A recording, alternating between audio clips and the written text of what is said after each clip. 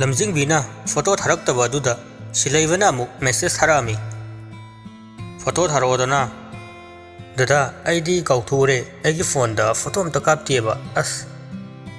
ꯄꯦꯜꯂꯦꯍꯦ ꯃꯁꯤ ꯑꯉꯥꯡꯁꯤꯗꯤꯕ꯫ ꯍꯌꯦꯡ ꯇꯥꯃꯣꯗꯒꯤ ꯂꯧꯔꯒ ꯊꯥꯔꯛꯑꯒꯦꯕ꯫ ꯑꯗꯣ ꯋꯥ ꯑꯝꯇ ꯍꯥꯏꯒꯦꯅꯦ ꯗꯗꯥ꯫ ꯍꯥꯏꯌꯨꯅꯦ ꯅꯨꯡꯁꯤꯔꯩ꯫ ꯏꯍꯦ ꯑꯩꯒꯤ ꯃꯤꯡꯁꯦ ꯑꯗꯨ ꯑꯃꯨꯛ ꯊꯣꯜꯂꯕꯣ? ꯍꯣꯏꯅꯦ ꯀꯩ ꯋꯥꯅꯣ ꯍꯥꯏꯔꯣꯁꯦ, ꯇꯨꯝꯅꯤꯡꯕꯅ ꯁꯤꯔꯦ, ꯉꯁꯤꯗꯤ ꯊꯕꯛ ꯌꯥꯝꯃꯟꯗꯅ ꯋꯥꯔꯦ꯫ ꯍꯌꯦꯡ ꯎꯅꯁꯦꯕ꯫ ꯀꯩꯅꯣ ꯉꯔꯥꯡꯗ ꯎꯅꯩꯗꯨꯕꯣ? ꯌꯥꯗ ꯌꯥꯔꯣꯏ ꯍꯥꯏꯁꯤꯅꯤꯀꯣ꯫ ꯍꯌꯦꯡ ꯑꯩ ꯊꯕꯛ ꯃꯐꯝꯗ ꯂꯥꯛꯀꯅꯤ, ꯗꯗꯥ ꯂꯣꯏꯁꯤꯜꯂꯒ ꯂꯩꯔꯝꯃꯣ꯫ ꯑꯗꯨꯒꯅꯦ ꯍꯥꯏꯒꯠꯂꯛꯄꯗ ꯗꯗꯥꯒꯤ ꯗꯣꯀꯨꯃꯦꯟꯠꯁ, ꯃꯥꯔꯛꯁꯤꯠ, ꯁꯥꯔꯇꯤꯐꯤꯀꯦꯠ ꯑꯦꯚ꯭ꯔꯤꯊꯤꯡ ꯂꯣꯏꯅ ꯄꯨꯔꯛꯀꯗꯕ꯫ ꯑꯦ ꯂꯥꯁꯇꯀꯣ ꯃꯍꯥꯖꯣꯟ ꯑꯩ ꯊꯕꯛ ꯊꯥꯗꯠꯄ꯭ꯔꯥ ꯈꯪꯄꯣꯠꯇꯦ, ꯅꯪꯒꯤ ꯁꯥꯔꯩ ꯏꯟꯅꯕ ꯍꯣꯠꯅꯕꯗ꯫ ꯉꯥꯏꯈꯣ ꯀꯩꯒꯤꯅꯣ ꯑꯩꯒꯤ ꯗꯣꯀꯨꯃꯦꯟꯠꯁꯤꯡꯗꯨꯅ? ꯊꯥꯗꯠꯂꯗꯤ ꯐꯔꯦ, ꯍꯌꯦꯡ ꯃꯔꯝ ꯍꯥꯏꯒꯦ, ꯄꯨꯔꯛꯑꯣ, ꯍꯦꯛ ꯄꯨꯔꯛꯇꯕ ꯈꯪꯅꯤ꯫ ꯍꯦꯔꯥ ꯃꯁꯤ ꯁꯤꯅꯤ ꯉꯁꯤ, ꯁꯦꯔꯥꯟ ꯇꯨꯔꯥꯟ ꯌꯥꯝ ꯉꯥꯡꯉꯤꯅꯦ, ꯃꯔꯝꯗꯣ ꯍꯥꯏꯔꯝꯃꯣ꯫ ꯍꯌꯦꯡ ꯍꯥꯏꯅꯤ, ꯗꯗꯥ ꯇꯨꯝꯃꯣ ꯌꯥꯔꯦ, ꯑꯩꯁꯨ ꯇꯨꯝꯃꯒꯦ, ꯍꯌꯦꯡꯀꯣ ꯁꯣꯏꯅꯗꯕꯤ, ꯒꯨꯗ ꯅꯥꯏꯠ꯫ ꯍꯣꯏ ꯒꯨꯗ ꯅꯥꯏꯠ꯫ ꯐꯣꯟꯗꯨ ꯊꯝꯈ꯭ꯔꯗꯨꯅ ꯑꯅꯤꯃꯛ ꯅꯣꯛꯐꯦꯠ ꯇꯧꯔꯒ ꯇꯨꯝꯅꯈꯤꯔꯝꯃꯤ꯫ ꯅꯣꯡꯉꯥꯜꯂꯗꯨꯅ ꯍꯥꯏꯅꯈꯤꯕꯒꯤ ꯃꯇꯨꯡ ꯏꯟꯅ ꯂꯝꯖꯤꯡꯕꯤ ꯆꯠꯅꯕ ꯁꯦꯝ ꯁꯥꯔꯤ꯫ ꯔꯣꯕꯔꯠꯅ ꯀꯥꯏꯗꯅꯣ ꯉꯁꯤꯅ ꯉꯔꯥꯛꯄꯤ? ꯂꯝꯖꯤꯡꯕꯤꯅ ꯇꯥꯃꯣ ꯆꯨꯝ, ꯑꯩ ꯐꯣꯝꯗꯣ ꯑꯝꯇ ꯊꯥꯖꯤꯜꯂꯨꯈꯤꯒꯦ꯫ ꯑꯦ ꯀꯩ ꯍꯥꯏꯕ ꯍꯧꯖꯤꯛꯀꯤꯗꯣ? ꯐꯣꯝ ꯀꯗꯥꯏꯅꯣ ꯄꯤꯔꯛꯑꯣ, ꯆꯠꯂꯒꯦ ꯇꯥꯃꯣ꯫ ꯃꯤꯅ ꯍꯥꯏꯁꯤ ꯈꯨꯝꯗꯦꯅꯦ꯫ ꯑꯁ ꯇꯥꯃꯣ ꯆꯠꯂꯝꯗꯥꯏꯁꯤꯗ ꯈꯠꯅꯕ ꯍꯧꯔꯛꯀꯅꯨꯗ꯫ ꯑꯣ ꯍꯣꯏ ꯅꯅꯝꯃꯅ ꯄꯥꯏꯔꯝꯒꯅꯤ, ꯂꯧꯕꯤꯔꯨꯔꯣ꯫ ꯐꯠ ꯍꯥꯏꯗꯣꯛꯇꯨꯅ ꯆꯠꯈꯤ꯫ ꯔꯣꯕꯔꯠꯇꯤ ꯃꯆꯟꯒꯤ ꯃꯇꯧꯗꯨ ꯎꯔꯒ ꯄꯦꯟꯖꯔꯤꯕꯅꯤ, ꯑꯗꯨꯅꯕꯨ ꯍꯟꯖꯤꯟ ꯍꯟꯖꯤꯟ ꯂꯛꯅꯖꯔꯤꯕꯅꯤ꯫ ꯃꯍꯥꯛꯁꯨ ꯅꯣꯛꯐꯦꯠ ꯇꯧꯔꯒ ꯒꯦꯔꯦꯖ ꯔꯣꯝꯗ ꯆꯠꯈ꯭ꯔꯦ꯫ ꯂꯝꯖꯤꯡꯕꯤ ꯃꯅꯝꯃꯕꯨ ꯀꯧꯗꯨꯅ ꯂꯤꯛꯂꯥꯒꯤ ꯀꯥꯗ ꯆꯪꯉꯛꯏ꯫ ꯏꯅꯝꯃ! ꯂꯤꯛꯂꯥꯅ ꯀꯔꯤꯅꯣ ꯃꯤꯊꯣꯏꯕꯤ ꯑꯗꯨ ꯀꯟꯅ ꯀꯧꯔꯤꯗꯨꯕꯣ? ꯂꯝꯖꯤꯡꯕꯤꯅ ꯐꯣꯝ ꯂꯩꯍꯧꯋꯦ ꯍꯥꯏꯌꯦ ꯇꯥꯃꯣꯅ, ꯄꯤꯔꯣ ꯑꯩ ꯆꯠꯂꯒꯦ꯫ ꯂꯤꯛꯂꯥꯅ ꯊꯣꯏ ꯁꯦꯡꯅ ꯈꯨꯝꯃꯨ, ꯀꯅꯥꯒꯤ ꯐꯣꯝꯅꯣ? ꯅꯪꯒꯤꯗꯤ ꯂꯧꯔꯕ ꯅꯠꯇ꯭ꯔꯥ? ꯑꯗꯨꯒ ꯇꯥꯃꯣꯗ ꯅꯪꯅ ꯐꯣꯝ ꯑꯃ ꯍꯥꯏꯁꯦ ꯀꯅꯥꯒꯤꯅꯣ? ꯂꯝꯖꯤꯡꯕꯤꯅ ꯏꯅꯝꯃ ꯍꯥꯏꯌꯨꯅꯦ ꯀꯅꯥꯒꯤꯅꯣꯕ? ꯏꯅꯝꯃ ꯃꯥꯒꯤꯅꯦ, ꯗꯗꯥꯒꯤ꯫ ꯂꯤꯛꯂꯥ ꯃꯆꯟꯗ ꯌꯦꯡꯉꯛꯏ꯫ ꯂꯝꯖꯤꯡꯕꯤꯁꯨ ꯃꯈꯥ ꯇꯥꯔꯛꯏ꯫ ꯏꯅꯝꯃ ꯗꯗꯥꯗꯣ ꯌꯥꯝ ꯄꯥꯝꯃꯨꯏꯌꯦꯕ, ꯂꯥꯏꯔꯤꯛ ꯌꯥꯝ ꯍꯩ, ꯂꯥꯏꯔꯅ ꯍꯧꯔꯛꯄꯅꯤ, ꯃꯅꯤꯡ ꯊꯨꯡꯉꯛꯇ꯭ꯔꯕ, ꯃꯥꯕꯨ ꯃꯤ ꯑꯣꯏꯍꯟꯅꯤꯡꯉꯦ, ꯃꯥꯕꯨ ꯁꯦꯝꯕꯤꯁꯦ ꯏꯅꯝꯃ, ꯇꯥꯃꯣꯗꯁꯨ ꯍꯥꯏꯕꯤꯌꯣ, ꯑꯗꯨꯒ ꯃꯥ ꯃꯥꯁꯇꯔ ꯂꯣꯏꯁꯤꯟꯍꯟꯒꯦꯕ꯫ ꯂꯤꯛꯂꯥ ꯍꯟꯗꯛꯇꯤ ꯋꯥꯈꯜ ꯑꯃꯗ ꯇꯥꯎꯗꯨꯅ ꯂꯩꯈ꯭ꯔꯦ꯫ ꯃꯥꯁꯇꯔ, ꯃꯤ ꯑꯣꯏꯅꯕ ꯃꯥꯁꯇꯔ, ꯇꯥꯃꯣꯆꯥ, ꯅꯠꯇꯦ ꯀꯩꯅꯣ ꯑꯩꯅ ꯈꯜꯂꯨꯔꯤꯕꯁꯤꯕꯣ? ꯑꯣꯏꯔꯣꯏ ꯃꯥ ꯑꯣꯏꯔꯣꯏ, ꯃꯥ ꯈꯛ ꯑꯣꯏꯊꯣꯛꯂꯣꯏ, ꯃꯥꯗꯤ ꯑꯩꯒꯤ ꯏꯅꯥꯛꯇꯒꯤ ꯂꯥꯞꯅ ꯆꯠꯈ꯭ꯔꯕꯅꯤ, ꯑꯩꯉꯣꯟꯗ ꯈꯛꯇ ꯅꯠꯇꯅ ꯑꯩꯒꯤ ꯅꯛꯅꯕ ꯃꯤꯑꯣꯏ ꯈꯨꯗꯤꯡꯃꯛ ꯍꯟꯅ ꯅꯛꯅꯔꯣꯏ ꯈꯟꯅ ꯑꯩꯕꯨ ꯎꯗꯅꯕ ꯂꯣꯠꯈ꯭ꯔꯕꯅꯤ, ꯃꯁꯤ ꯑꯣꯏꯊꯣꯛꯂꯣꯏ, ꯀꯗꯣꯝꯗꯒꯤꯅꯣ ꯑꯩꯅ ꯈꯜꯂꯨꯔꯤꯕꯁꯤꯕꯣ? ꯑꯩ ꯅꯨꯄꯥ ꯃꯆꯥ ꯑꯁꯤ ꯃꯇꯦꯡ ꯄꯥꯡꯒꯅꯤ, ꯃꯍꯥꯛꯁꯨ ꯇꯥꯃꯣꯆꯥꯒꯨꯝꯕ ꯂꯥꯏꯔꯕꯒꯤ ꯆꯩꯊꯦꯡ ꯐꯪꯉꯕ ꯃꯤꯁꯛ ꯑꯣꯏꯔꯝꯒꯅꯤ, ꯑꯩ ꯃꯇꯦꯡ ꯄꯥꯡꯒꯅꯤ꯫ ꯏꯅꯝꯃ! ꯂꯤꯛꯂꯥ ꯒ꯭ꯌꯥꯟ ꯇꯥꯔꯛꯏ꯫ ꯍꯥꯎ ꯂꯩꯔꯝꯃꯣ, ꯐꯣꯝ ꯂꯧꯊꯣꯛꯎꯒꯦꯀꯣ꯫ ꯐꯣꯝꯗꯨ ꯂꯧꯊꯣꯛꯇꯨꯅ ꯄꯤꯔꯛꯏ, ꯑꯗꯨꯒ ꯍꯥꯏꯔꯛꯏ, ꯏꯅꯝꯃꯅ ꯃꯇꯦꯡ ꯄꯥꯡꯒꯅꯤ ꯁꯣꯏꯗꯅ, ꯁꯦꯝꯃꯒ ꯂꯣꯏꯔꯦꯗꯅ ꯑꯐꯕ ꯃꯤꯗꯨꯗꯤ,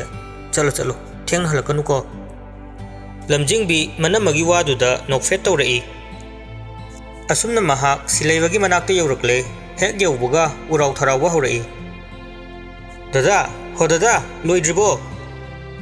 ꯂꯝꯖꯤꯡꯕꯤꯅ ꯀꯧꯔꯛꯄ ꯑꯗꯨꯗ ꯋꯥꯔꯛꯁꯣꯞ ꯑꯗꯨꯗ ꯂꯩꯔꯤꯕ ꯃꯤ ꯂꯣꯏꯅꯃꯛ ꯇꯥꯔꯝꯃꯤ꯫ ꯁꯤꯂꯩꯕꯗ ꯄꯨꯟꯅ ꯌꯦꯡꯂꯛꯏ꯫ ꯗꯌꯥꯟꯅ ꯏꯕꯣ ꯅꯣꯏ ꯆꯀ꯭ꯔꯄꯤꯌꯥꯡꯁꯤ ꯌꯧꯔꯛꯏꯍꯦ꯫ ꯃꯉꯥꯜꯅ ꯑꯗꯨ ꯂꯣꯏꯔꯝꯗꯅ ꯆꯠꯄ ꯌꯥꯔꯣꯏ ꯍꯥꯏꯔꯤꯌꯦ ꯅꯥꯕ ꯏꯕꯣ꯫ ꯗꯌꯥꯟꯅ ꯑꯃꯨꯛ ꯃꯈꯥ ꯇꯥꯔꯛꯏ, ꯀꯩꯅꯣ ꯃꯤ ꯅꯨꯄꯤ ꯂꯥꯛꯑꯕꯅꯦ, ꯊꯕꯛꯅ ꯂꯨꯕ꯭ꯔꯣ ꯍꯥ? ꯁꯤꯂꯩꯕꯅ ꯑꯁ ꯉꯥꯡꯈ꯭ꯔꯦꯍꯦ ꯑꯅꯤꯁꯦ, ꯄꯥꯅꯥꯁꯤꯅ ꯍꯦꯛ ꯊꯣꯝꯕꯕꯨ꯫ ꯗꯌꯥꯟ ꯑꯁꯤ ꯑꯃꯇ ꯐꯝꯍꯜꯂꯨꯁꯨ ꯆꯠꯂꯣ, ꯋꯥꯊꯤ ꯉꯥꯡꯗꯣꯏ ꯁꯔꯨꯛꯄꯨꯗꯤ꯫ ꯗꯌꯥꯟꯅ ꯐꯅꯤ ꯀꯣꯟꯗꯣ ꯃꯥꯟꯕ꯫ ꯗꯌꯥꯟꯁꯨ ꯄ꯭ꯔꯞ ꯊꯣꯛꯈ꯭ꯔꯦ꯫ ꯁꯤꯂꯩꯕꯅ ꯁꯤꯅꯤꯍꯦ ꯅꯪ꯫ ꯁꯤ ꯍꯥꯏꯔꯒ ꯁꯤꯂꯩꯕꯁꯨ ꯊꯕꯛ ꯑꯗꯨꯗ ꯃꯥꯏ ꯑꯣꯟꯁꯤꯟꯍꯧꯔꯤ꯫ ꯗꯌꯥꯟ ꯊꯣꯔꯛꯄ ꯎꯕꯗ ꯂꯝꯖꯤꯡꯕꯤꯅ ꯀꯧꯔꯛꯏ꯫ ꯗꯥ ꯗꯌꯥꯟ, ꯗꯥ ꯁꯤꯂꯩꯕꯗꯤ? ꯗꯌꯥꯟꯅ ꯉꯥꯏꯍꯥꯛ ꯉꯥꯏꯍꯧꯔꯣ ꯏꯕꯦꯝꯃ, ꯊꯣꯔꯛꯑꯅꯤ, असोमदा मखु थादोक याहुद्री हो होय चाक चाराबो नंगु औ चारे नोय हेरो सिबु कमदौरिगे सेरै चत्रो लमजिंगबी ngaklamna dayan da yangai kaibuno dayan nokladuna aina haidi loina ba nungai bra sini lamjingbi nokfet tawna khumlai au nungai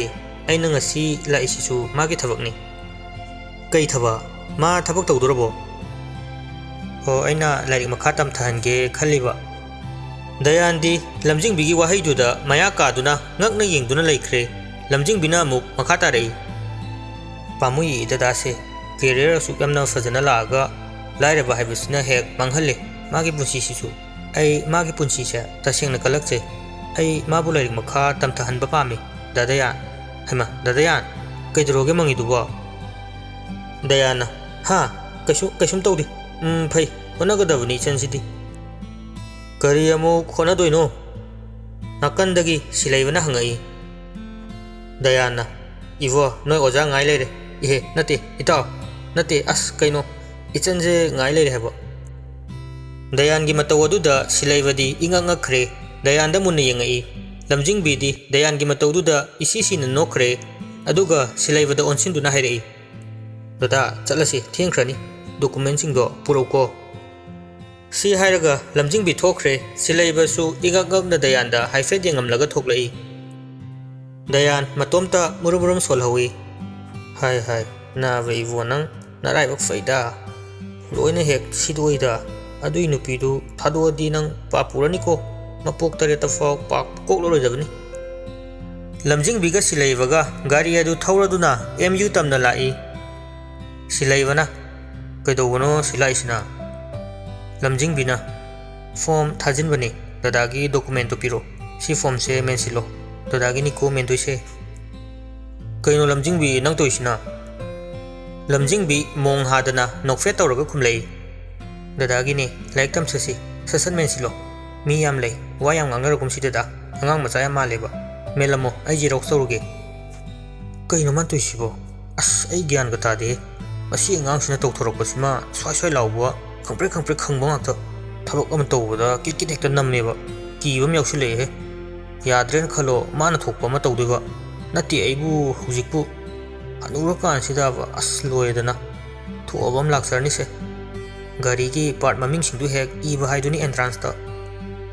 असुमना मकोय अनि फॉर्म सिंदु थाजिनबा लोयदुना सिलाइबगी पानबा लाइरि खरा सु लेरई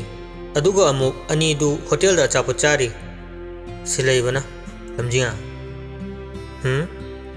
नंगना ngasi तौरिसे ai ज्ञान गममेदा मम खिनु दादा लाइरिक सिंदो पाउको हंदक खंदब यादबनी गाड़ी की पार्ट सिंग से इरगे अस फरक तौनुको लाइरिक का लोय काउख्रेमी अदु अदा खंगदे लाइरिक पीरिदो पानबनी अदु पागदबा अस सही क्या सुरगेबा आइना लाइरिक सादोरइसे अदु पारगा अमुक लोयना निंगसिलक्तोइनी मदु वानी हाइबनी हाना हाइख्रबनीना अदु पाबदा लोय यारदौनी नंगना खंबिरिबा हा दादा नंग याम पक्ति नंग से पोजीशन होल्डर नत्रो अदुगा ngangiba khungangdo yam pakti haisini lamjinga nangbu ai matam phango haibani me pabai matam ga leiteba hayeng dagi workshop ka lakpa amta yaro haisini lari pa gadabani doda khandaba yadabani ek khandraba kaidogyang kaidodoi ba चेलक अदोनी नोइन युमदा इमाय इरांग कानारोये आइदी हाइसनि कोदता होय होय होय होय से सि चाथो अदुगा हलसि युमदा सिलाइबा मथंता खली अंगांग कोइबसिबु सुमाइन तौजालो पेले एक्शन गर्ल होना तौरदना मान हाइबा इंद्रगना अमुकै तौबा अस को कंगौसे हे कैनो मुरुमुरुम सोरिदुना कैसु नते चारो चारो असुमना मखोय चाबा लोयदुना थोगलई सिलाइबना लमजिंगा आई चलगे दुदी होय युम योबुगा फोन तौरको दादा तौरके चलेको bye लमजिंगबीसु लेथोरकले सिलाइबसु चटख्रे ngasai dagi silaiba amadi lamjingbi gi matung induna leiramba ngamba ꯃꯈꯣꯏ ꯑꯅꯤ ꯁꯦꯠꯅꯈꯤꯕ ꯇꯟꯖꯥ ꯑꯁꯤ ꯉꯥꯏꯗꯨꯅ ꯂꯩꯔꯝꯕꯅꯤ꯫ ꯍꯧꯖꯤꯛ ꯁꯦꯠꯅꯈ꯭ꯔꯕ ꯃꯇꯨꯡ ꯃꯍꯥꯛ ꯃꯤꯑꯣꯏ ꯑꯅꯤ ꯑꯍꯨꯝꯒ ꯂꯣꯏꯅꯅ ꯁꯤꯂꯩꯕꯒꯤ ꯃꯇꯨꯡ ꯏꯟꯅꯔꯛꯂꯤ꯫ ꯁꯤꯂꯩꯕꯗꯤ ꯀꯅꯥ ꯀꯩꯗꯧꯕ ꯈꯪꯖꯕ ꯅꯠꯇꯦ, ꯃꯥꯒꯤ ꯆꯠꯐꯝ ꯊꯣꯛꯄ ꯄꯥꯔꯀꯤꯡ ꯇꯝꯅ ꯑꯗꯨꯃꯛ ꯆꯠꯂꯤ꯫ ꯑꯆꯦꯡꯕ ꯇꯟꯖꯥ ꯌꯦꯡꯂꯗꯨꯅ ꯉꯝꯕ ꯑꯉꯥꯡ ꯑꯃ ꯑꯅꯤ ꯊꯥꯖꯤꯜꯂꯛꯇꯨꯅ ꯁꯤꯂꯩꯕꯕꯨ ꯂꯦꯞꯍꯜꯂꯤ, ꯋꯥꯔꯤ ꯁꯥꯅꯕ ꯍꯧꯖꯤꯟꯍꯜꯂꯤ꯫ ꯃꯗꯨꯒꯤ ꯈꯨꯗꯣꯡꯆꯥꯕ ꯂꯧꯔꯒ ꯀꯗꯣꯝꯗꯒꯤ ꯊꯧꯔꯛꯄ ꯒꯥꯔꯤꯅꯣ ꯈꯪꯗꯦ ꯁꯤꯂꯩꯕꯅ ꯂꯩꯔꯤꯕ ꯑꯗꯣꯝꯗ ꯁꯠ ꯊꯧꯖꯤꯜꯂꯛꯇꯨꯅ ꯈꯨꯗꯛꯇꯨꯗ ꯁꯤꯂꯩꯕꯕꯨ ꯒꯥꯔꯤ ꯃꯅꯨꯡꯗ ꯍꯥꯞꯆꯤꯟꯈ꯭ꯔꯦ, ꯃꯆꯤꯟ ꯃꯦꯟꯁꯤꯜꯂꯗꯨꯅ ꯃꯃꯤꯠ ꯑꯗꯨꯁꯨ ꯄꯨꯟꯁꯤꯟꯕꯤꯔꯦ, ꯃꯈꯣꯡ ꯃꯈꯨꯠ ꯂꯣꯏꯅ ꯄꯨꯟꯁꯤꯟꯈ꯭ꯔꯦ꯫ ꯃꯗꯨ ꯎꯕꯗ ꯉꯝꯕ ꯃꯄꯨꯛ ꯃꯅꯨꯡꯗ ꯑꯈꯥꯕ ꯃꯤꯅꯣꯛ ꯑꯃ ꯅꯣꯛꯂꯛꯏ, ꯑꯗꯨꯒ ꯃꯍꯥꯛꯁꯨ ꯒꯥꯔꯤ ꯑꯃꯗ ꯀꯥꯈꯠꯂꯦ, ꯃꯍꯥꯛꯅ ꯂꯣꯏꯅꯔꯛꯄ ꯑꯉꯥꯡꯁꯤꯡꯗꯨꯁꯨ ꯄꯨꯟꯅ ꯀꯥꯈꯠꯂꯛꯏ, ꯑꯗꯨꯒ ꯒꯥꯔꯤ ꯑꯅꯤꯗꯨ ꯄꯨꯟꯅ ꯊꯧꯔꯒ ꯆꯠꯃꯤꯟꯅꯈ꯭ꯔꯦ꯫ ꯒꯥꯔꯤ ꯑꯗꯨ ꯑꯁꯨꯝ ꯊꯧꯔꯛꯂꯗꯨꯅ ꯃꯤ ꯈꯔ ꯂꯥꯞꯄ ꯂꯝꯍꯥꯡ ꯑꯃꯗ ꯈꯥꯝꯍꯜꯂꯝꯃꯤ, ꯃꯦꯟ ꯔꯣꯗꯇꯒꯤ ꯈꯔ ꯈꯖꯤꯛ ꯍꯥꯏꯖꯤꯜꯂꯦ꯫ ꯁꯤꯂꯩꯕꯕꯨ ꯆꯤꯡꯊꯔꯛꯇꯨꯅ ꯂꯩꯃꯥꯏꯗ ꯎꯐꯜꯂꯤ, ꯉꯝꯕꯁꯨ ꯒꯥꯔꯤꯗꯒꯤ ꯀꯨꯝꯊꯔꯛꯇꯨꯅ ꯁꯤꯂꯩꯕꯒꯤ ꯃꯅꯥꯛꯇ ꯇꯞꯅ ꯆꯪꯁꯤꯜꯂꯛꯏ, ꯑꯗꯨꯒ ꯇꯨꯗꯨꯅ ꯂꯩꯔꯤꯕ ꯁꯤꯂꯩꯕꯕꯨ ꯍꯧꯒꯠꯇꯨꯅ ꯂꯦꯞꯍꯜꯂꯤ, ꯃꯆꯤꯟ ꯃꯈꯣꯡ ꯃꯈꯨꯠ ꯄꯨꯜꯂꯝꯕ ꯑꯗꯨ ꯊꯥꯗꯣꯛꯍꯜꯂꯦ, ꯃꯤꯠ ꯑꯗꯨꯗꯤ ꯑꯗꯨꯃꯛ ꯄꯨꯜꯂꯤ꯫ ꯉꯝꯕꯅ "ꯅꯪ ꯅꯃꯤꯡꯗꯨ ꯀꯩ ꯍꯥꯏꯕ?" ꯁꯤꯂꯩꯕ ꯈꯨꯝꯗꯦ, ꯃꯃꯥꯏ ꯑꯗꯨ ꯂꯩꯊꯣꯛꯇꯨꯅ ꯑꯗꯨꯃꯛ ꯂꯩ꯫ ꯉꯝꯕꯅ ꯑꯃꯨꯛꯀꯁꯨ ꯍꯪꯂꯛꯏ, "ꯅꯪꯒꯤ ꯅꯃꯤꯡꯗꯨ ꯀꯔꯤ ꯍꯥꯏꯕꯅꯣ?" ꯄꯥꯎꯈꯨꯝ ꯄꯤꯕꯒꯤ ꯃꯍꯨꯠꯇ ꯁꯤꯂꯩꯕꯅ ꯈꯨꯝꯂꯛꯏ, "ꯑꯩꯕꯨ ꯐꯥꯔꯤꯕꯒꯤ ꯃꯔꯝ ꯀꯔꯤꯅꯣ?" ꯉꯝꯕ ꯉꯛꯅ ꯁꯤꯂꯩꯕꯗ ꯌꯦꯡꯂꯛꯏ, "ꯍꯩ, ꯃꯔꯝ ꯌꯥꯝ ꯈꯪꯅꯤꯡꯕ꯭ꯔꯥ ꯅꯪ?" ꯁꯤꯂꯩꯕꯁꯨ ꯑꯗꯨꯃꯛ ꯈꯨꯝꯂꯛꯏ, "ꯃꯔꯝꯗꯨ ꯍꯥꯏꯌꯨ, ꯑꯩ ꯃꯗꯨ ꯈꯪꯕ ꯄꯥꯝꯃꯤ, ꯑꯗꯨꯒ ꯐꯤꯂꯝꯗ, ꯂꯤꯂꯥꯗ, ꯗ꯭ꯔꯃꯥꯗ ꯄꯪꯇꯧꯗ ꯇꯧꯕꯗꯨ ꯑꯗꯨꯃꯥꯏꯅ ꯑꯩꯕꯨ ꯃꯔꯝ ꯍꯥꯏꯗꯨꯅ ꯐꯥꯔꯒ ꯄꯨꯔꯛꯏꯁꯤ ꯅꯈꯣꯏ ꯀꯅꯥ ꯀꯅꯥꯅꯣ? ꯃꯁꯛ ꯈꯪꯕ ꯄꯥꯝꯃꯤ." ꯉꯝꯕ ꯎꯁꯤꯠꯇꯅ ꯈꯨꯝꯂꯛꯏ, "ꯐꯤꯂꯝꯅꯦ ꯈꯜꯂꯨ, ꯑꯩ ꯍꯥꯏꯒꯦ ꯇꯥꯎ, ꯅꯪ ꯐꯥꯗꯨꯅ ꯄꯨꯔꯛꯄꯒꯤ ꯃꯔꯝ, ꯅꯪꯒ ꯂꯝꯖꯤꯡꯕꯤꯒꯅ ꯂꯩꯅꯔꯤꯕ ꯃꯔꯤꯁꯤ ꯃꯌꯦꯛ ꯁꯦꯡꯅ ꯈꯪꯅꯤꯡꯕ." ꯁꯤꯂꯩꯕꯅ "ꯑꯩꯒ ꯂꯝꯖꯤꯡꯕꯤꯒꯒꯤ ꯃꯔꯤꯗ ꯈꯨꯠ ꯊꯤꯡꯖꯤꯜꯂꯛꯏꯕ ꯅꯪ ꯀꯅꯥꯅꯣ?"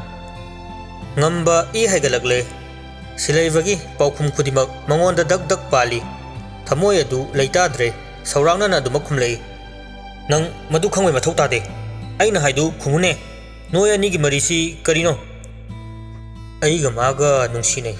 ꯃꯁꯤꯒꯤ ꯃꯔꯤꯗ ꯊꯗꯠꯂꯛꯀꯦ ꯈꯜꯂꯛꯀꯅꯨ, ꯅꯪ ꯀꯅꯥꯅꯣ? ꯄꯨꯜꯂꯤꯕ ꯃꯤꯠ ꯑꯁꯤ ꯊꯥꯗꯣꯛꯎ, ꯅꯁꯛꯇꯨ ꯌꯦꯡꯒꯦꯅꯦ." ꯉꯝꯕ ꯁꯥꯎꯅꯤꯡꯕ ꯍꯦꯟꯃꯟꯕꯅ ꯁꯤꯂꯩꯕꯒꯤ ꯃꯃꯥꯏꯗ ꯈꯨꯕꯥꯛꯅ ꯑꯃꯨꯔꯛ ꯑꯅꯤꯔꯛ ꯊꯥꯖꯤꯜꯂꯛꯏ, "ꯃꯉꯛꯁꯤ ꯐꯖꯅ ꯍꯩꯒꯠꯂꯤꯅꯦ, ꯅꯪ ꯑꯩ ꯃꯁꯛ ꯈꯪꯅꯤꯡꯕ꯭ꯔꯥ ꯍꯥ? ꯁꯤꯌꯥ, ꯊꯧꯅꯥꯒ ꯌꯥꯝ ꯐꯕꯩ ꯋꯥꯔꯣ ꯅꯪ, ꯍꯥ? ꯍꯥꯠꯇꯣꯛꯎꯔꯣ." "ꯃꯤ ꯎꯁꯤꯠꯇꯕ ꯁꯥꯔꯗꯅ ꯍꯥꯏꯕꯤꯒꯦ ꯇꯥꯖꯧ, ꯀꯔꯤꯒꯨꯝꯕ ꯃꯇꯨꯡꯗ ꯂꯝꯖꯤꯡꯕꯤꯒ ꯂꯣꯏꯅꯕ ꯎꯔꯕ ꯅꯪ ꯑꯩꯅ ꯀꯩꯗꯧꯒꯦ ꯌꯦꯡꯉꯨ." "ꯁꯣꯝ ꯀꯅꯥꯅꯣ?" ꯉꯝꯕꯅ "ꯁꯣꯝ ꯀꯅꯥꯅꯣ, ꯁꯣꯝ ꯀꯅꯥꯅꯣ, ꯅꯪ ꯌꯥꯝ ꯈꯪꯅꯤꯡꯕ꯭ꯔꯥ ꯍꯥ? ꯑꯩꯁꯤ ꯂꯝꯖꯤꯡꯕꯤꯒꯤ ꯃꯄꯨꯔꯣꯏꯕ ꯑꯣꯏꯒꯗꯧꯔꯤꯕ ꯅꯨꯄꯥꯅꯤ, ꯑꯗꯨꯅ ꯅꯪ ꯌꯦꯜꯂꯛꯀꯅꯨ, ꯌꯥꯔꯕ?" ꯉꯝꯕꯒꯤ ꯋꯥꯗꯨꯗ ꯁꯤꯂꯩꯕ ꯍꯥꯏꯐꯦꯠ ꯈꯟꯖꯥꯟꯅꯔꯛꯏ, ꯋꯥꯈꯜꯗ ꯈꯜꯂꯛꯏ, "ꯂꯝꯖꯤꯡꯒꯤ ꯅꯨꯄꯥ ꯑꯣꯏꯒꯗꯧꯔꯤꯕ? ꯃꯥꯅ ꯑꯩꯉꯣꯟꯗꯗꯤ ꯑꯣꯏꯗꯕ ꯍꯥꯏꯔꯣꯏ, ꯏꯆꯝ ꯆꯝꯖꯕꯤ, ꯏꯉꯥꯎ ꯉꯥꯎꯖꯕꯤ ꯑꯩꯒꯤ ꯂꯝꯖꯤꯡꯕꯤꯅꯤ꯫ ꯅꯨꯄꯥꯁꯤꯅ ꯃꯍꯥꯛꯄꯨ ꯄꯥꯝꯖꯕ ꯁꯣꯏꯗꯅ ꯑꯣꯏꯒꯅꯤ, ꯍꯦꯔꯥ ꯑꯗꯨ ꯑꯣꯏꯔꯗꯤ." ꯁꯤꯂꯩꯕ ꯁꯠ ꯈꯨꯝꯂꯛꯏ, "ꯂꯝꯖꯤꯡꯕꯤ ꯃꯁꯥꯅ ꯌꯥꯔꯕꯣ?" ꯉꯝꯕꯅ "ꯌꯥꯏ." "ꯅꯣꯏ ꯑꯅꯤ ꯌꯥꯅꯔꯒ ꯑꯩꯕꯨ ꯄꯨꯁꯤꯟꯕꯤꯔꯛꯏꯁꯤꯅ ꯀꯔꯤꯒꯤ?" ꯉꯝꯕ ꯉꯥꯏꯍꯥꯛ ꯈꯨꯝꯐꯝ ꯈꯪꯗꯦ, ꯂꯠ ꯂꯠ ꯇꯧꯔꯒ ꯈꯨꯝꯂꯛꯏ, "ꯑꯗꯨ ꯅꯪ ꯎꯕꯤꯌꯨ ꯍꯥꯏꯗꯦ, ꯑꯩꯗꯤ ꯃꯥ ꯂꯧꯅꯤ, ꯃꯥꯅ ꯌꯥꯕ ꯌꯥꯗꯕ ꯑꯩ ꯈꯪꯗꯦ, ꯅꯪ ꯃꯉꯣꯟꯗꯒꯤ ꯂꯥꯞꯊꯣꯛꯎ, ꯋꯥ ꯂꯣꯏꯔꯦ." "ꯃꯁꯥꯅ ꯌꯥꯗ꯭ꯔꯗꯤ ꯑꯩ ꯇꯨꯃꯤꯟ ꯂꯩꯕ ꯉꯝꯃꯣꯏ." ꯉꯝꯕ ꯁꯤꯂꯩꯕꯗ ꯉꯛꯅ ꯌꯦꯡꯂꯛꯏ, "ꯀꯩꯅꯣ ꯅꯪ ꯍꯥꯏꯁꯦ?" "ꯃꯤꯠ ꯄꯨꯜꯂꯤꯕꯁꯤ ꯊꯥꯗꯣꯛꯎ, ꯑꯗꯨꯒ ꯋꯥꯔꯤ ꯁꯥꯁꯤ." ꯔꯣꯕꯔꯠꯁꯨ ꯊꯕꯛ ꯃꯐꯝꯗꯒꯤ ꯍꯜꯂꯛꯄꯗ ꯂꯥꯞꯇꯛꯅ ꯉꯁꯥꯏꯗꯒꯤ ꯇꯧꯅꯔꯤꯕꯗꯨ ꯀꯔꯤꯅꯣ ꯈꯜꯂꯤꯕꯅꯤ, ꯃꯍꯥꯛ ꯃꯈꯣꯏ ꯃꯌꯥꯝ ꯂꯩꯔꯤꯕ ꯑꯗꯣꯝꯗ ꯒꯥꯔꯤꯗꯨ ꯊꯧꯖꯤꯜꯂꯛꯏ, ꯒꯥꯔꯤꯗꯒꯤ ꯍꯦꯛ ꯀꯨꯝꯊꯔꯛꯄꯒ ꯉꯝꯕ ꯂꯩꯕꯗꯨ ꯎꯔꯛꯏ, "ꯍꯩ ꯉꯝꯕ, ꯀꯩꯗꯧꯅꯔꯦ?" ꯉꯝꯕꯗꯤ ꯏꯊꯛ ꯊꯛꯀꯠꯈ꯭ꯔꯦ, ꯑꯗꯨꯒ ꯉꯛꯁꯨ ꯉꯛꯂꯤ, "ꯑꯦ ꯇꯥꯃꯣ, ꯀꯗꯣꯝꯗꯒꯤꯅꯣ, ꯌꯥꯝ ꯊꯥꯖꯗꯅ." ꯔꯣꯕꯔꯠꯅ "ꯊꯕꯛ ꯃꯐꯝꯗꯒꯤ ꯍꯜꯂꯛꯄꯅꯤ, ꯀꯩꯗꯧꯔꯦ, ꯀꯩꯗꯧꯅꯕ ꯌꯥꯎꯔꯦ?" "ꯇꯥꯃꯣ, ꯀꯔꯤꯁꯨ ꯊꯣꯏꯗꯣꯛꯄ ꯇꯧꯗꯦꯗ, ꯁꯨꯝ ꯋꯥꯔꯤ ꯁꯥꯔꯝꯕꯅꯤ." "ꯀꯅꯥꯅꯣ ꯃꯥꯅ, ꯀꯔꯤꯅꯣ ꯃꯃꯤꯠꯀ ꯄꯨꯜꯂꯤꯁꯤꯕꯣ?" ꯉꯝꯕꯅ "ꯍꯩ, ꯃꯃꯤꯠ ꯄꯨꯜꯂꯤꯁꯤ ꯊꯥꯗꯣꯛꯎ, ꯇꯥꯃꯣ ꯅꯨꯄꯤ ꯑꯉꯥꯡꯗ ꯀꯥꯔꯟ ꯈꯔ ꯇꯥꯕ, ꯑꯗꯨꯒꯤ ꯋꯥꯔꯤ ꯁꯥꯔꯝꯕꯅꯤ." ꯄꯨꯜꯂꯝꯕ ꯐꯤ ꯑꯗꯨ ꯂꯧꯊꯣꯛꯈ꯭ꯔꯦ, ꯁꯤꯂꯩꯕ ꯏꯉꯥꯎ ꯉꯥꯎꯅ ꯑꯗꯨꯝ ꯂꯦꯞꯂꯤ, ꯃꯗꯨ ꯎꯕꯗ ꯔꯣꯕꯥꯔꯠ ꯉꯛꯂꯞꯅ ए इबुंगो नंगबु नोंगमा हॉस्पिटल दा सिलाइबा रॉबर्ट की वहाई दुदा ngakna yenglei ए तामो तामोसु सिदा रॉबर्ट ना मखा तारei थबक हलकपनी मी पुनबदुदा करी तौरब जानो ना चंगकपनी ngamba ibungo se nongmana chen accident tho e na tawbugido aduda hospital da pukhat piramba angang duni pukchel chau khrabai nauni ngamba su ani du khangnaram baduda masa du leifam khangdre khoidau biri biri thitpa pran chakpa du yore Robert ना मखा तारई मतुंग the सुमाइन तौनु को इरेन जना worry सानबा याबदुदा लाओ लाओ आई थिनबिरमगे सिलाइबना होय तामो Robert ना ngamba noi lao ko inau sei ga chatkhroge chalamdaida silaiba ngambada mamit khane inglami ngambadi ani du ubada asawu khangin helai adubu robert pu kiwana ma wa makha taba ngamdre maya du krak krak chiklaga khutum tasilaga sauna lehori Robert का सिलाइबगदी worry साना साना लागले कमाई तौरीनो सिलाइबना ऐसु ज्ञान तादे तामो युमद हलकपनी अदुगा वाहंग पाहुंगदे गाड़ी दे हेक्ता नमसिनखी वा ngangbगी तंजा फाफी दखै Robert ना मुहाइरे नुपी नहा अदु अदा गाइसन करिनो सिलाइब खंगी लमजिंगबी रॉबर्ट की मचनी हाइबसी खुमफमगा खंगद्रे अदुना माक्सु याम हैसिंगना पाखुम पिरई aiga luna tinaba imanabi ama khoidabra kainom tawbo mali ada ai imanabi duga aiga mari laine na lan uro mali adugi ayetpa pirakanu gainaga yam haire ai su chingnarabani ngasaina silaiba ngakna robert yengdai kaibuna tamo robert na ngambasi mana pamba thabak amata natraga posak ama fangdrigai toktabani angam tanbani मागी मसिंगसी थबक्तदी काने मतंग चाद्रदी चई चाय हाइदो मा तौदोरिबनी नुपी मचादु माना खोइदाबो ओइरमनी अदुननी नुपी मचादु ग पुनबगै लोइना तिनब मी औ wire इसे सिलाइबा ज्ञान तारकले महांगना लमजिंग बिबु पामी हाइबसी मयक सेंगलगले मोबाइल लाइबा नुमितुदा माना उखिबा मओंग मयक सेंगलई वर्कशॉप त यंगलंबा मिटिंग अदुगी आर्थरसु खंगलई अदु महाक वादुदी मखा ताद्रे तुमिन्ना लेसिले मपुंग मनुंगदा खंजिन होरे रॉबर्ट ना इबुंगो साउनुको मागी साजनी तामो वरी सागे फजना असिगुंबसी तौनु कया रखायरबनी मसी अंगांग सिदिबा थीना nganगबसी यादब तौरिसे अहन हक्तक्तगी लोइनरकलबनी मोइसे खांगु थक्ता इमुंग अनिगी मरीसी थदत कदरा खनबदा खांगिबनेसु नंग माइन तौनुको सिलाइबा नोफे तौनु खुमलाई ए कछु खंदेदा तामो अदुनी खनबा यादेको युम फाउबा थिनबा याबने ऐसे थबक खरा लेहौरी पार्किंग फाउ थिलमोरा होय तामो पार्किंग दा दुम लेजहौरगे इहे नसाई नुपा मचादुना कइनो खाव म पिरकपनी नंगिनेना लाइरिक ल कइनो खरसु यावरे लाइरिक न तामो इमानबीदुना लेरकपनी रॉबर्ट सिलाइबा दंगक न यंगलई मदुगी आर्थ खंगलदुना सिलाइबा मखा तारई तामो आइदी वर्कशॉप थबक सुरगा इमुंग पुनरिबनिना इमानबीना आइबु लाइरिक मखा तमथदबा यारोय हाइजुना नमदना ngasisu MU दा फॉर्म थाजिनबनी माना अदु हलकपदा थोख्रिबनी थौदोक्सी युमदना कना कना लेबा इमागा आइगा दंग लेजबने तामो बवादी लेखिद्रे इमासु मसा सोले युमदा वथारे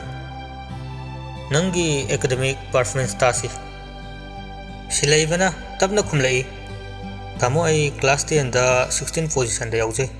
12 तसु 9 पोजीशन दा अदुगा ग्रेजुएशन दना गोल्ड मेडलिस्ट नि सिलाइबगी वारु ताबदा रॉबर्ट अमुक्का हेना ngakna yenglai गुड अदुक फना हरकलगा करिगी वर्कशॉप ता थबक ट्राई तौद्रिबना करी तामो आइगिसी हाइदोकपदि कायदा आई सिंगनाबा अमखक्किदमक थबक तौररोइना खंदुना हन्ना येंद्रबनी अदुगा आई ग्रेजुएट लोइरकपदा पुंसीसे लेखा तारुरे अना हिजखिबा इहैदु इमानबीदुना अमुक अनौ मपोक अमा ओहेनखिबनी तामो नमानबीदु याम थगनिंगाय ओय असेंगबु नुपिनिमा लाइरिक मखा तमथो आई मतेंग पांगे सिलाइबा रॉबर्ट ngakna yenglai ngaknu आई मतेंग पांगनी नंगी एड्रेस नमिंग नथा पिरमु पामुई नंगुंबा अमा लेमना मांगबा यारोय आई मतेंग पांगे सिलाइबा रॉबर्ट की वादु ताबदा पिरांग अदु इहौरकले मखुद अनिदु लोनादुना रॉबर्ट हाइरई तामोना ताकपिबसे ननाउगिदी लाइबक फबनी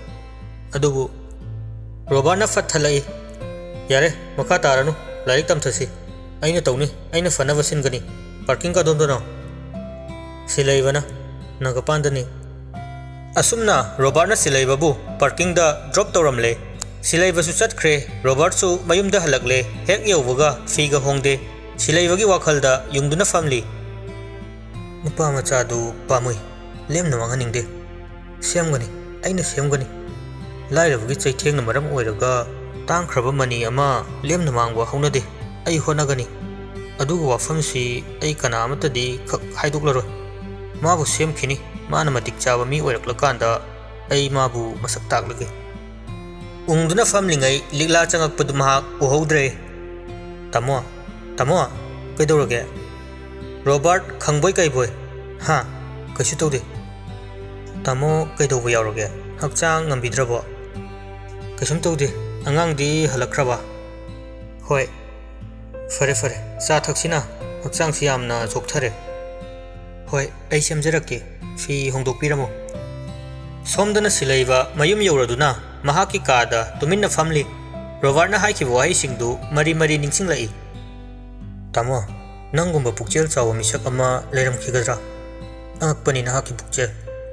लमजिंगबिगी मबुंगनि हाइबदा मतिक चाय ओइरमगनी नखोइगी इमुंगदा लेइबा मिपुम खुदिमक मिनुंग सिलैबा पुक्चेल चावबा ngakpi haiba mioi ngakta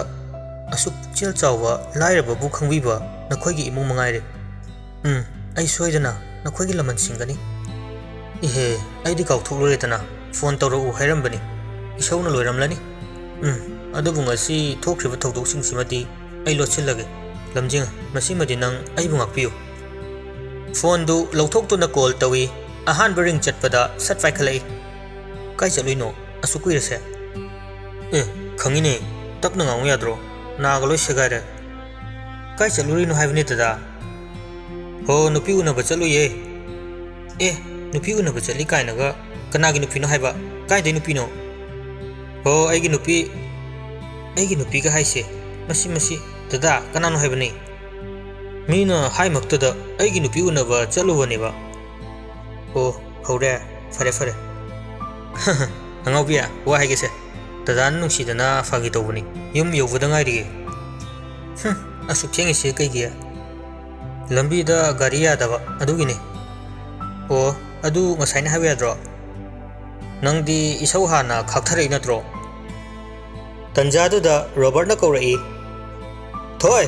थोय नंग कैदौरिगे लाओ चा थासे होय तामो लागे फोनदा अमु ओनसिनदुना दादा आई तामोना कौरे थमगे होरेन अमुक तौरागे सिलैबना नंगसे थोय कौब्रो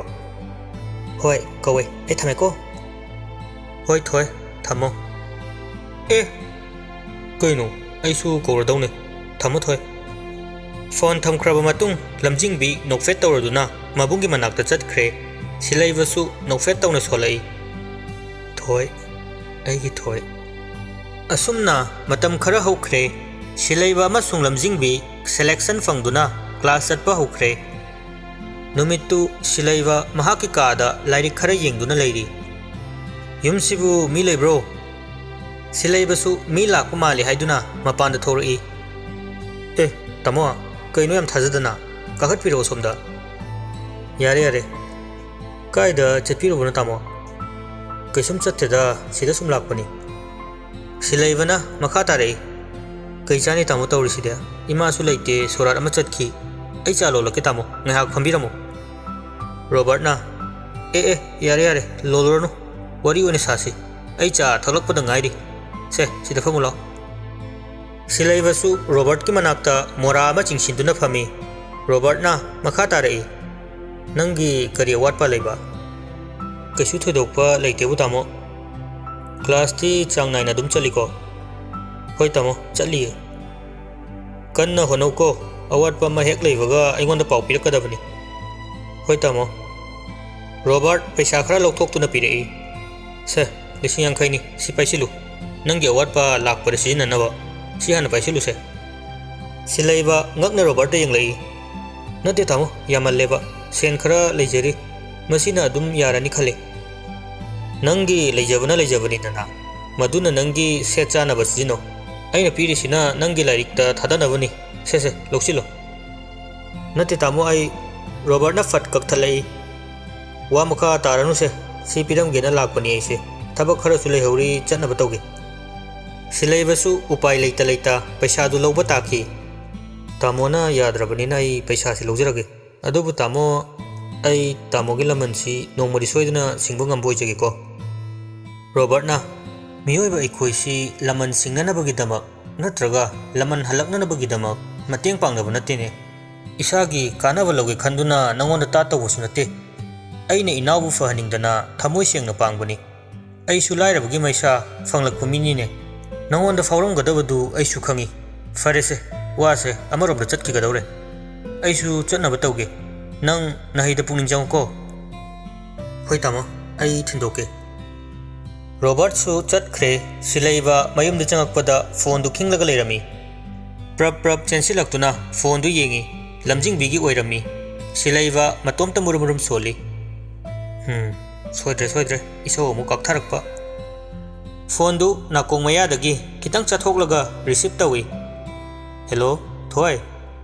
हाइबगा तौबगा लौराई हेक्ता काय चलुइनो फोन दुबु अदु कुइना पाइद्रिदुबो सिलैबा सुगतली अदुगा तपना हाइरई थोय कइनो अस अमता सावतखिनु वा हाइगेबा कयाम कुइरगे अइना फोन तौरिसे सुपाइ पाइदेने होइबा सेबा सावरनोबा वा हाइगेसे फोन पाइदबगी मरमदो कइनो हाइरो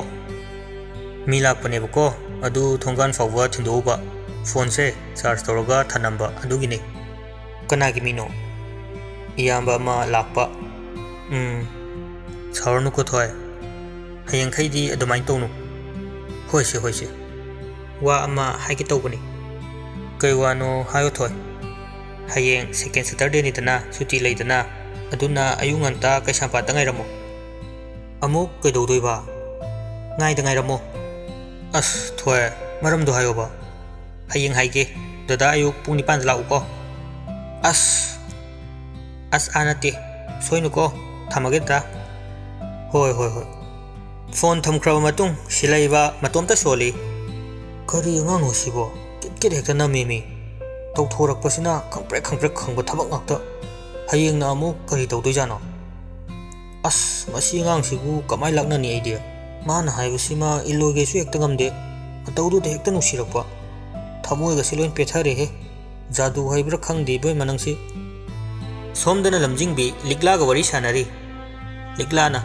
थोय लमजिंगबीना कहेगी नमा हयेंग दो चथोरो पैसा कया लेबा खोटपदो फंगदोरो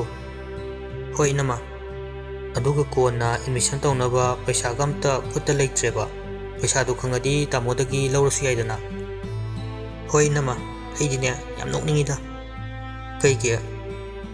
मादु इनमा आइनने नमदना तौहनबनेबको वासु कन्ना ngambu ngamjadaba tawrido फजना हायुको थोय मिगी वोंगांगसे याम लुबनी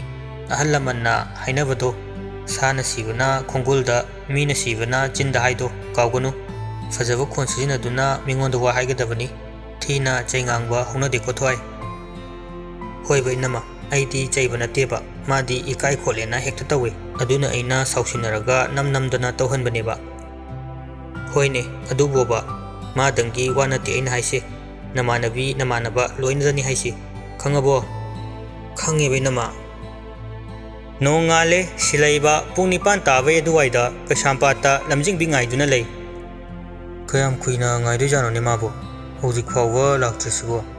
पुंग 9 तारेने करीबु ओइरिगबो ngasiनाबो करीनो मुरुमुरुम सोंदुना लमजिंग बि लाकपा ngairi खुदांगी गरी दुदा येंगलुबदा पुंग 9 का मिनिट 10 चलमे मिनिट सिटी 10 हेल फावा लाक्तिनी मसे फोन सु पाइदबा मसिंग असि सोइरोसे लाक्ता लाकिसनुदना मा खंगनिबा एक लाकपगा फुदगे कनानो फुदोइसिबो अइसु फुबा यावगे ददा ममाइदु लेथोरकपदा लमजिंगबी लेपदुना लेरमी करम कांदा लाइबा नंगना हौजिकता अदो कनानो फुनी हाइदुबो सिलैबा नोक्सिनै अस कनासु नतेदा काय चतोइनो ngasiसिना पाकेथेलदा कइदौबा आ यौरगा हाइगे ngasisu amu khangpre khanghandoira taurisina hoi hoi ga haini mase ai gari purakte auto da chatkhasi asumna makhoi ani proactive ta lai silaiwa ingangak na koilei leiduna yengli lamjing bina lemna yam gentle oina chaluba angang macha dona bazar da han ba purak padong koilei lei yengi dubo kai ginu da thoi aina chingnari si chumdoira chummi lao changasi manungda silaiwa lamjing bida suklap taurai adubu upai leite lamjing bina thausa dana changkhibana hankibana masu adum inarai